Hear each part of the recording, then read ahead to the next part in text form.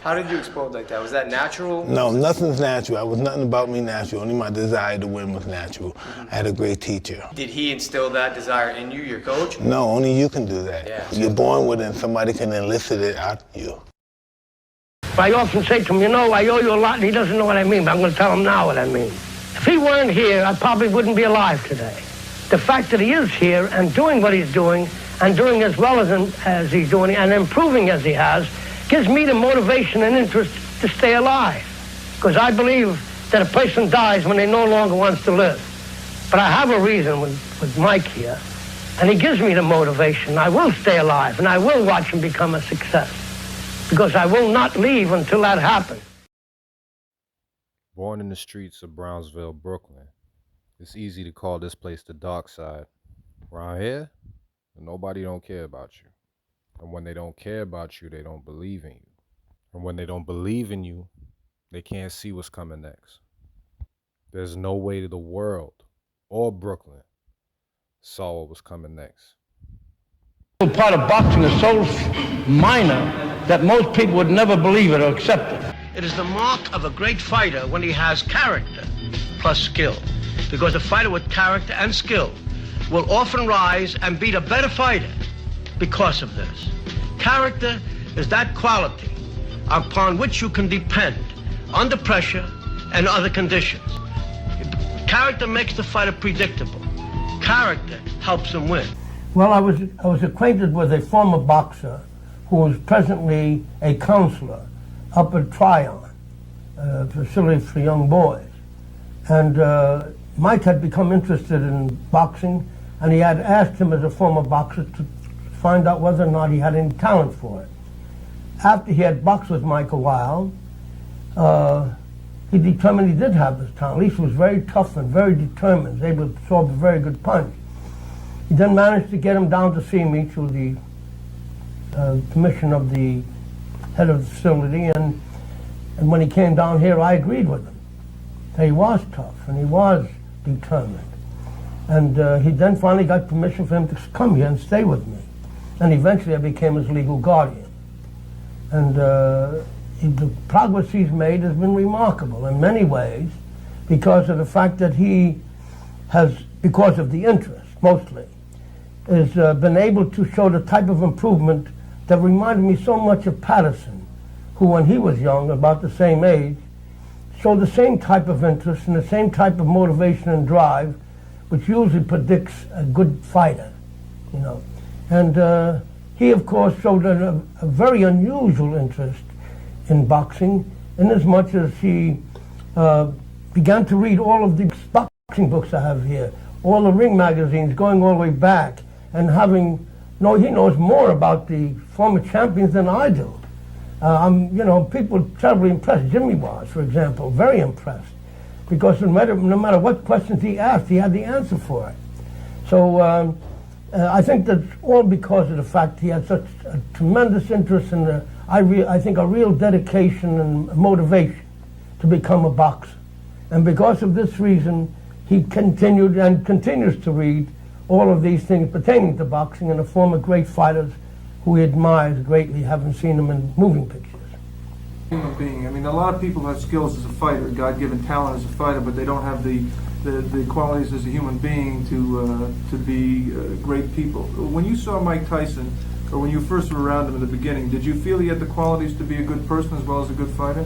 Well, I felt he had these qualities, but more importantly, I feel that all boys growing up in the environment that he did would require help, patience, and perhaps understanding, because I tried to make him feel, and I hope I did, that I understand this kind of life. I grew up in a tough neighborhood myself, and that all of this could be left behind him if he chose, to become more interested in boxing and help him meet the problems that we'd have to meet and develop the discipline necessary to do this, all of which was pretty foreign to him at that stage. But I depended greatly on how much interest he would have in boxing, thinking that I would use that as a yardstick, because if he was able to successfully adjust and make this transition, I would know really how dedicated he was and how badly he wanted to be a fighter. And then, of course, I realized it. Did you discover it fairly quickly? Yes, I did. And the more I recognize, see, in teaching, I have a different method than most people. See, I don't try to teach immediately. I try to talk to them, make them receptive to what I'm going to say, because unless I have their attention, my words will bounce off them like water off a window pane. So I had to first talk and talk and talk and get friendly and try to get his confidence. And in time, I felt that whatever I would say would have more effect. And of course, always aided by his great interest in boxing, because when a person's interested in something, they're willing to tolerate, any kind of problems that may come up, or obstacles. What in your mind does he need right now, Cus, to be a champion? Experience. Right now, I don't think there's anybody in the country, certainly in the world, who can beat him when he's capable of performing as he is. For example, the junior national world champion came down here to box with him. He was just too much for him. Now, everyone he's ever boxed has never been good enough to extend him. And he's boxed fellows like Marvin Simpson, who was a former national champion, champion. He's boxed Jimmy Clark, never was extended by these fellows. Boxed recently, who was a very good gym fighter. See, I'd rather have him good gym fighters than ring fighters, because that's what I need him for. And a fellow by the name Hussein, you know him? He's very good in the gymnasium, but he was no contest. But he was in there, and he was disciplined enough and professional enough to be relaxed. So in spite of the fact he was facing such a formidable opponent, nevertheless, he was able to remain relaxed and causing him to think. And he had no difficulty with Hussein or anyone else. I've never seen him have difficulty with anyone else. I tried to get the best possible fight as I can. I don't care who. Well, first, as I said, I never teach until I've spoken to the fighter. I have to first determine his emotional state at the time, get his background, to find out what I have to do, how many layers I have to keep peeling off, so that I get to the core of the person, so that, as I said, he can recognize as well as I what is there. Once I reach that point and he's become receptive, now I can first begin to teach him. What I do, first I talk about fear. To me, fear is the greatest obstacle to learning. And unless one understands fear, he could never learn as quickly as he should. And what I have done by having an understanding of fear and talking to the fighters about it, what I have done is cut the learning time, maybe as much as a half, sometimes more, depending on the individual. Now fear, may I mention that? Fear is like fire. If you learn to control it, you can make it work for you. If you let it get out of control, it can destroy you and everything around you. Or like a snowball on a hill. A snowball on a hill, you can pick it up and do whatever you want with it. But let that snowball roll down the hill, it gets so large if you try to stop it at that point, it'll crush you. So fear is like that. We learn to understand fear. Most people think of fear as something to be ashamed of, something to be really embarrassed about. But I teach these boys that fear is a normal, healthy thing. I often ask them, who is your best friend? Well, they try to name individuals. I tell them, no, your best friend is fear. Nature gave us fear in order to survive. Without fear, we would all die. Just think of how long you would live if you weren't afraid. You'd go out in the street and do something very dangerous and die as a result. Maybe you're in a hurry, you can jump out of the window to get down there quick, all because you wouldn't be afraid. So nature gave us this fear, and I often give the same example of a deer crossing an open field, and upon approaching the forest, instinct tells him danger is there. And automatically, the desire to live, to survive, comes into play where the adrenal gland injects adrenaline in the bloodstream and enables the body to perform extraordinary feats of agility and strength, where the deer normally would jump 15 or 20 feet. With the adrenaline, the first jump may be 40 or 50 feet, enough to get it away from the immediate danger, and then the natural asset of speed will help them escape and survive. This is a basic way of how fear helps you live, why fear is your best friend. Now, the same thing happens to humans. I'm sure back in the days of the cavemen, where they were dangerous, and life was dangerous. Maybe they lived in the caves and built a fire or something to keep the animals away. But eventually they had to go out into the forest and get food. And that person who was able to go out with the club or whatever else he had, carefully go into that forest to avoid and anticipate all possible dangers, and then manage to get food and help his family survive. And the person who failed in the process naturally died. But eventually it would be those who didn't fail, who were able to teach their children, whoever they had to teach, to do the same and benefit their experience. So the cumulative experience enabled them to face the conditions to help them survive. Well, I believe that this fear is what enabled them to do it, the discipline and the control of this fear. Fear lends sharpness to a person. Fear makes you keen and sharp. Without fear, as I said, the things would happen and be too late for you to do anything about it. I also take these boys to step by step as to how they're going to do what they're going to do eventually. When they come to the gym, after giving them the talk about fear, and I tell them fear is their best friend, that many kids don't even know. I tell them, do you know the difference between being afraid and being yellow, or the difference between a hero and a coward? Well, they give me answers, but they weren't accurate. And I tell them there's no difference between a hero and a coward at all, and how they feel, but it's what they do that makes a difference. That's what makes the difference between a hero and a coward. Now, the people who watch you do what you do judge you on what you do, not how you feel. If you go out there and you do what you do, and you do it in what people call an heroic manner, they think of you as a hero. And if you do things as a person does that's often referred to as cowardly or whatever, they think of you in that way. But the hero and the coward feels exactly the same. You have to have the discipline to do what a hero does and to keep yourself from doing what the coward does, or the so-called coward. Everybody's a coward, more or less. Are you able to think of a fighter you work with like Mike Tyson? Do you ever think of him on a personal basis as opposed to being a boxer? What do you feel about him on a personal basis? Well, first of all, I am a professional. And as a professional, my judgments as a fighter are detached. I never allow my personal feelings to get involved, no matter how much affection I may have. But as I said before, you either gain or lose respect. And having watched him come from where he was to what he is, I can say honestly I have a very deep affection for him. I do. Because, and not only affection and admiration, because I know what it takes to be and to do what he's done and what he's doing. I'm aware of it. And it's so unusual that, well, I feel I was a part of it. It's almost like liking yourself too, you know, because you felt you don't even know how much you contributed to it, but the result was then you like to think you had, you know, much more to do with it. So, in that sense, I think I answered the question. And I lived through all those periods. And I lived at different levels and different atmospheres. I grew up in a very tough neighborhood. See, so that I'm aware of how they feel. Though the years have gone by, people are people.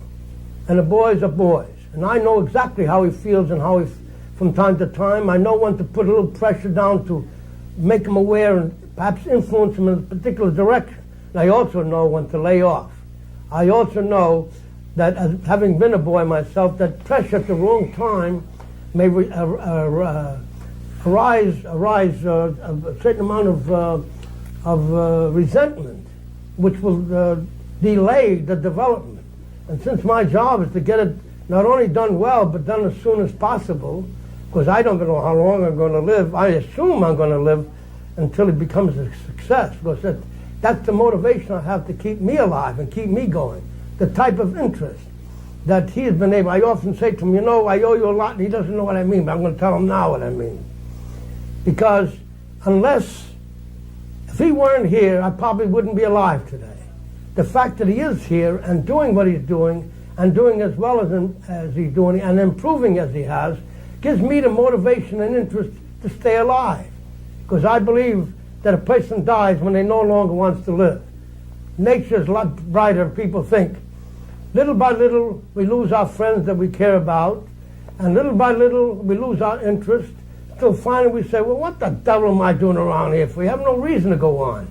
But I have a reason with Mike here, and he gives me the motivation. I will stay alive, and I will watch him become a success, because I will not leave until that happens.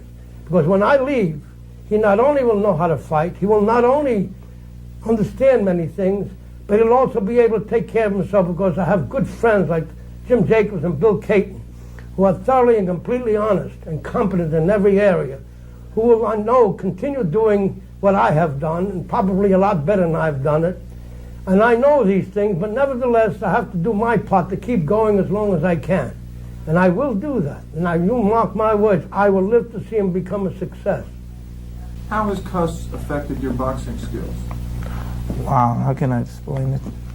Cuss, mostly it's not my skills, it's just him speaking to me on different occasions about what it's going to take to be a champion, not physically, training and all that. That's just to prepare you, to make your body become hard and ready. But when you train and exercise, mentally it tells you I'm in shape and no one could beat me. I could go as many rounds as possible as the job's necessary and required to go. But other than that, it's just the mental aspect is when he talked to me and developed strong character, and that's the main aspect in the whole game, that develops strong character, because some fighters are great, not great fighters, they put on great performances and you look at them and you say, wow, he's an outstanding fighter, look at him.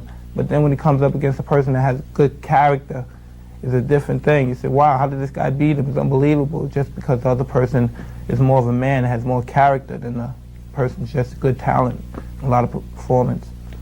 Did cuss help you understand what it takes to be a champion, you think? Yes. Talk about that. Say cuss has helped me in the area of understanding how to be a champion. And talk about what you Well, said. cuss has helped me in aspects and believing in myself. There's no way you're going to make it in life, anything.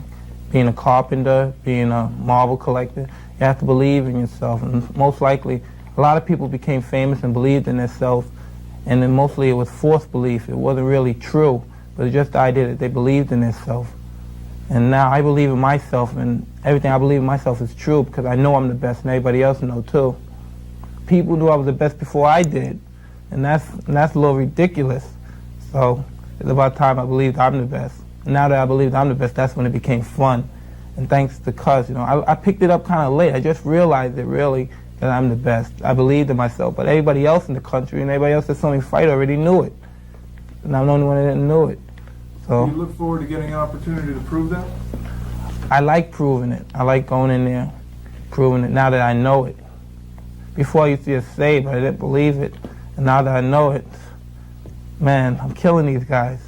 It's just, I watch all the old-time fight films because that's where it started. I don't only watch old-time films, I watch all the greatest fighters that ever lived because that's what I have upstairs.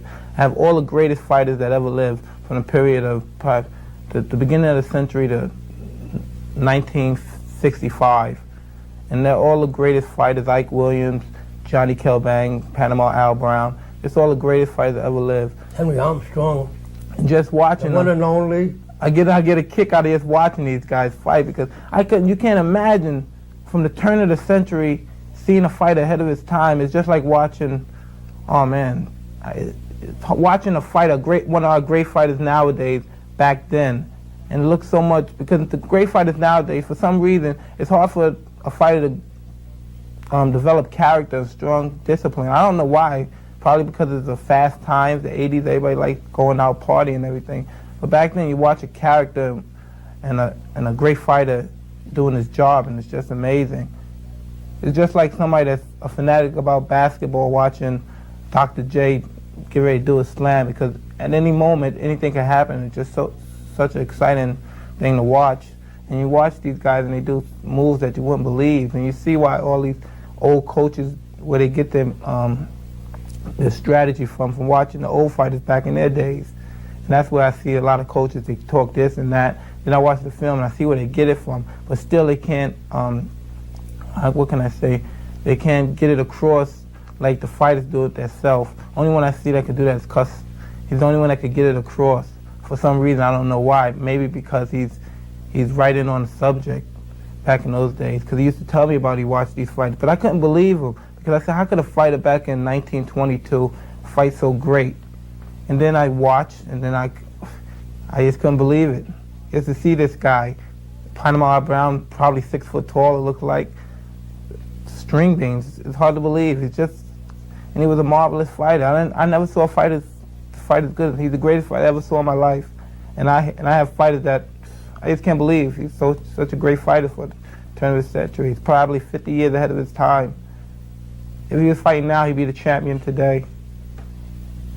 What have you yourself learned from watching the films? I don't learn most. I just learn the character of watching the fighter. That's what it really bases on. You watch the fighter itself. When you see a fighter fighting there when his nose broke or something, and he could have just easily quit, or else he's been down 7 or 8 times.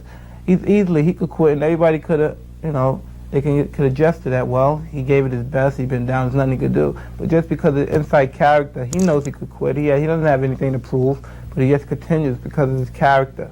That's the way a fighter should end his job, on his back, until he can't do nothing no more. See, people nowadays don't realize that. They say, well, get the money and run, but it's not all about that, because when you have the money, people, when they make money, they feel secure. Well, I got the money and ran, but it's not like that. You have to give out what you got, and you got the money, you got to give it 100%, even if it matters being in one of those positions when you're on your back and can't get up. You just gave it your best. A matter of personal pride, which is what he builds up. He builds up his pride, he builds up the level of performance to be consistent with the pride that he feels in himself. And also the fact that these great fighters of the past, he admires so much. And I tell them that there's no reason why he can't be as great as they don't see him.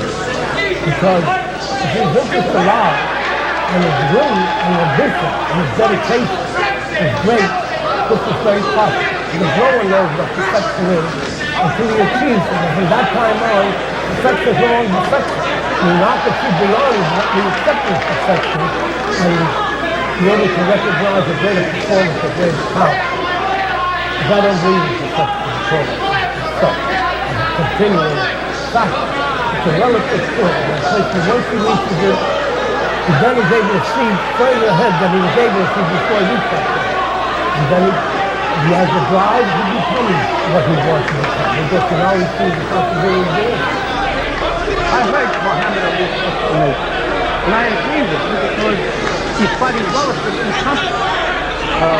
Inexperience, capacity, the fighters go there confident in the sense that they have skill, they have ability, not learned and not known 30, 40 years ago, 50 years ago. But they lack other qualities necessary. The discipline, for example, the ability to make yourself do what needs to be done, and having the discipline to carry it out no matter how you feel within. This is the quality necessary to fight Muhammad Ali.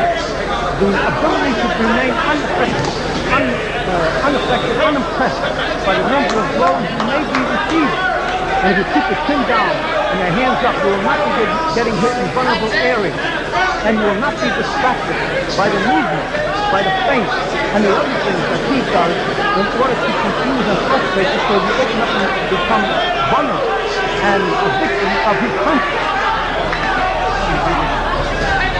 These movements and these so-called feints, when he moves his head and he gives those feints and those unusual steps, these are done to distract and to untrack the opponent. And this, of course, can only happen to a non-professional person. And it's true that this is the most consistently successful, that they are unprofessional and relatively so. It's my opinion that man who develops a proper sense of discipline, the ability to control his body, to make it do what needs to be done. This is the only measure of true professional.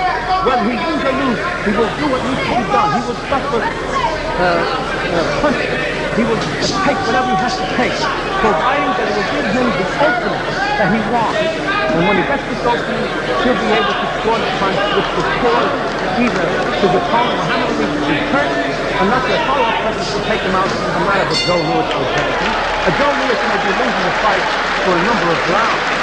And suddenly, because he appears to be hit that easy, he may become somewhat scared. And this is the method that never Rocky was doing. He tended to give a less impactful performance of defense. Actually, Rocky was never hit solidly as Pete before. Rocky Marciano was never hit solidly as Pete before. Very seldom. So that he did, however, by employing the method that he used, the so-called awkwardness, the kind of lack of movement and so forth. He used this intelligence. It was used as a weapon by Rocky because of the fact that expressing the opinion of the smart life of Rocky Marciano. In talking with him, the opponent would always think that this fellow is not a good fight. He doesn't know how to fight. And his performance unconsciously would sometimes fall to that level, especially when given the pressure of Rocky gave. In the case of Muhammad, he used a different technique to carry out the same objective.